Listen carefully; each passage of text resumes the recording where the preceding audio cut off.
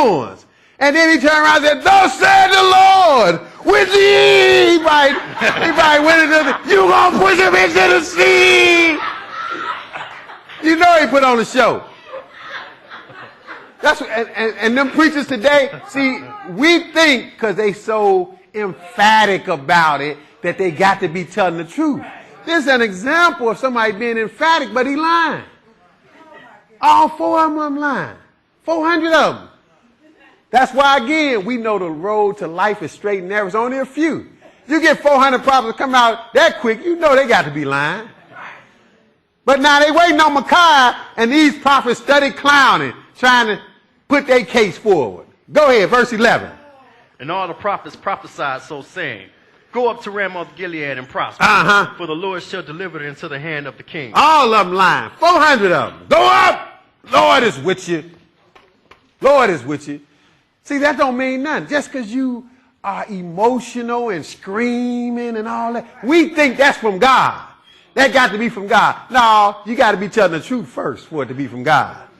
Then you can whisper it, and it don't matter. It's going to be heard. But go ahead. And the messenger that went to call Micaiah spake to him, saying, behold, the words of the prophets declare good to the king with one assent. Let thy word, therefore, I pray thee, be like one of theirs, and speak thou good. See, now they going to try to bribe him. They going to go get him. They said, look, man, you know, everybody's saying good stuff now. Don't come, because they knew how he was coming.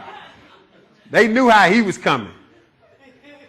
Look now, the words of the prophet, they all in unison. They saying the king is going to prosper, so why don't you just speak good? Can't you just, that's what people say about us. Hey, can we just get along? You know, why y'all always got to be negative? Because ain't nothing but some lies and negativity out here. Right. So that's the only thing we can tell you. Go ahead, verse 12. I'm sorry, 13.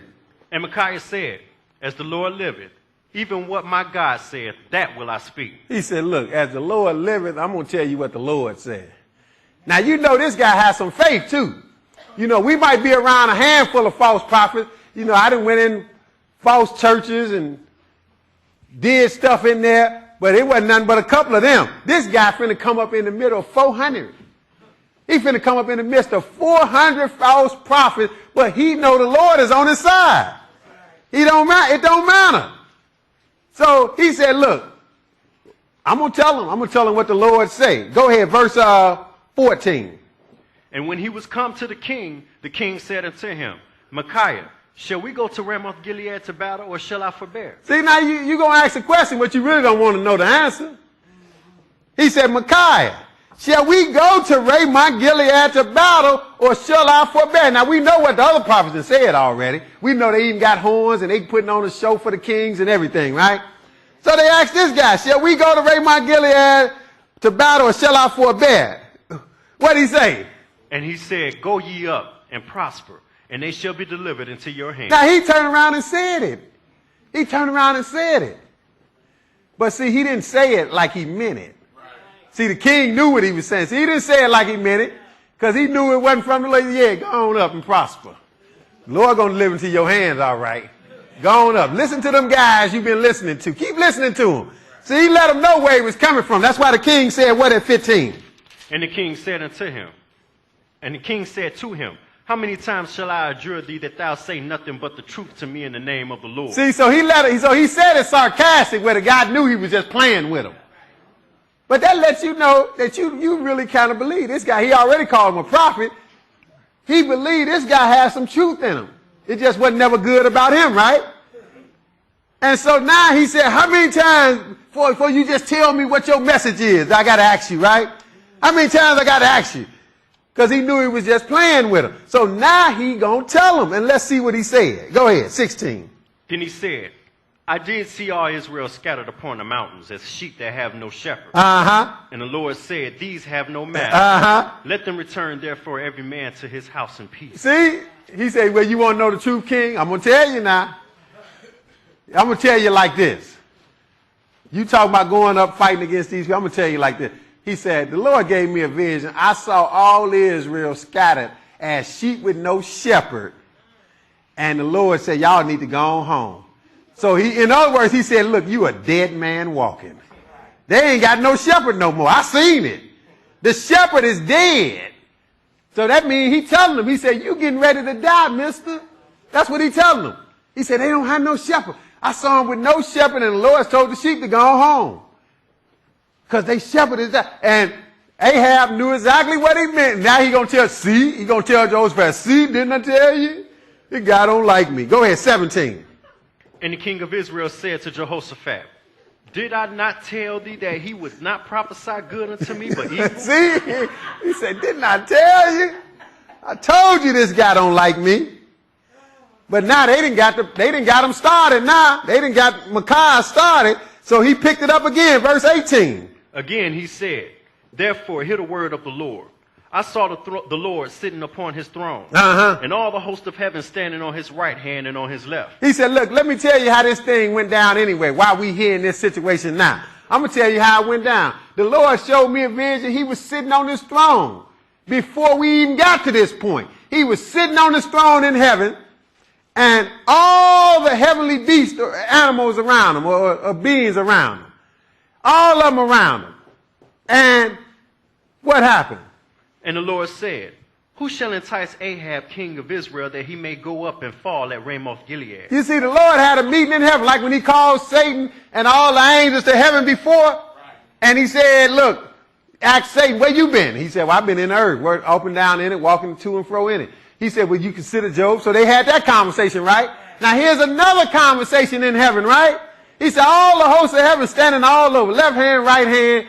And he asked the question. He threw the question out there. He said, now look, who can entice Ahab, the king of Israel, that he may go up and fall at Ramoth Gilead? And now they coming up with suggestions. See, the Lord taking suggestions. He said, I'm taking bids. Tell me what you got. Go ahead. And one spake, saying after this manner, and another saying after that manner. See, he said, one came and said this. See, the Lord got stuff going on in heaven that we don't have a clue about. So one said, well, I do this. One said, I do that. Then what happened?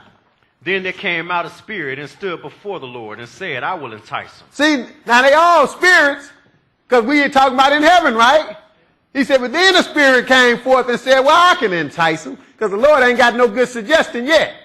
He said, well, I got the suggestion. I can entice him. He said, what? Go ahead. And he said, I will go out and be a lying spirit in the mouth of all his prophets. See, we'll finish verse 20.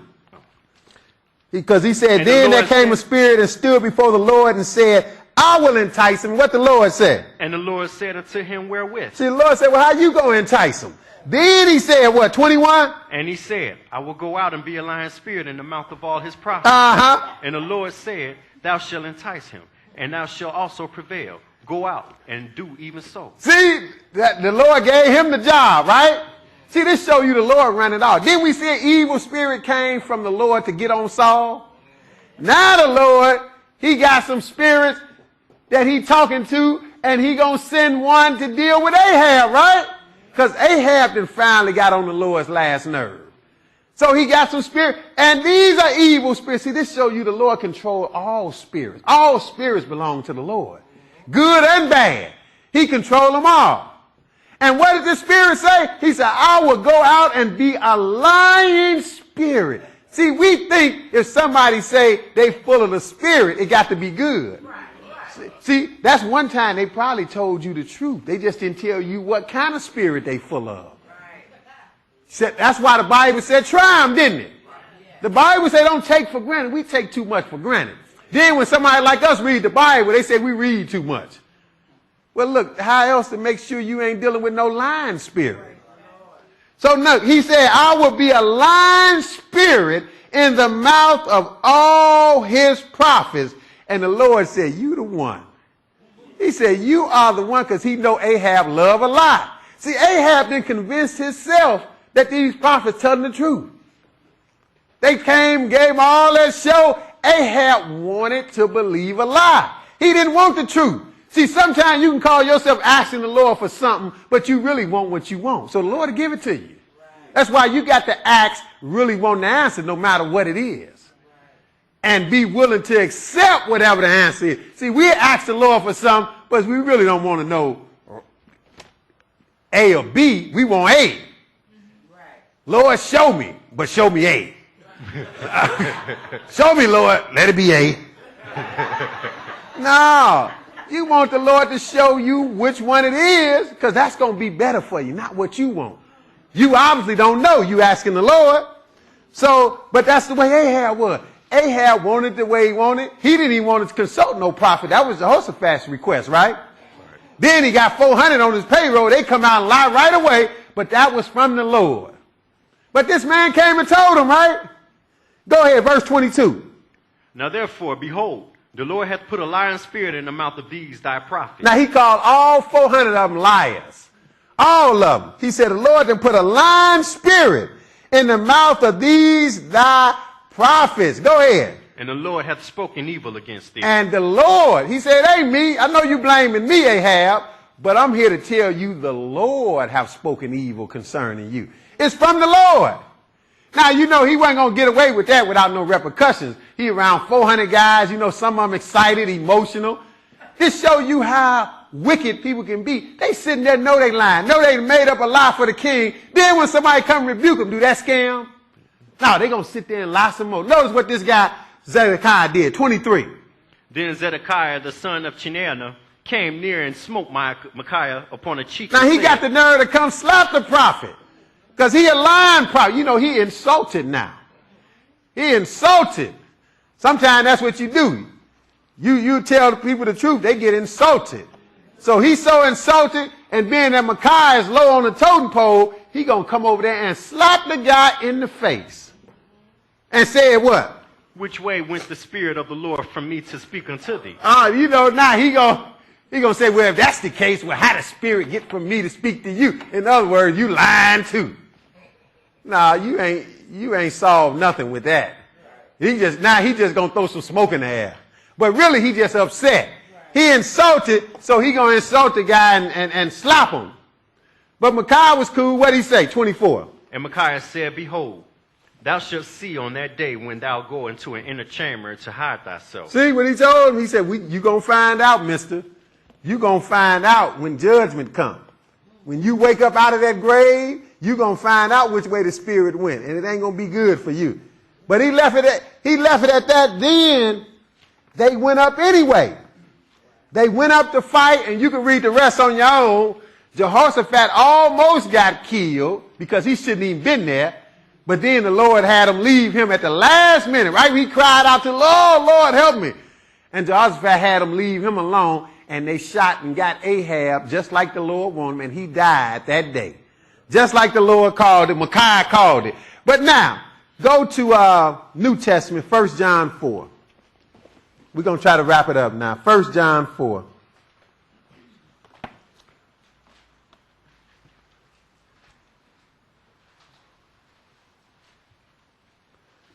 We're going to pick it up at verse 1. 1 John, all the way by Revelation, 1 John 4. See, that go to show you it's not in the majority. It was 400 against 1 that time. But the one was right. He was the one working for the Lord. See, we look at majority. We look at a big church. We say, well, that got to be right. All them people listen to all them people just deceived. 1 John 4 and 1. Go ahead. Beloved, believe not every spirit, but try the spirits whether they are of God. Because many false prophets are going out into the world. Well, all of them come from God. We understand that, don't we? We saw that. All the spirits come from God, but all of them not of God in a good way, are they? All of them not for your good. Some are evil, aren't they? But so we got to recognize that. That's why he said, beloved, believe not every spirit. See, but we take for granted and we believe everything some people tell us. He said, believe not every spirit, but try the spirit. So it's a way you can tell me you full of the Holy Ghost, you full of the Spirit all day long, right?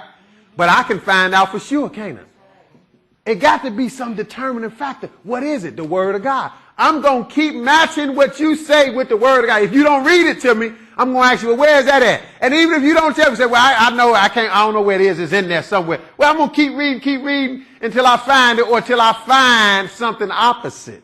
And then I'm going to know you've been tried. You a lying spirit.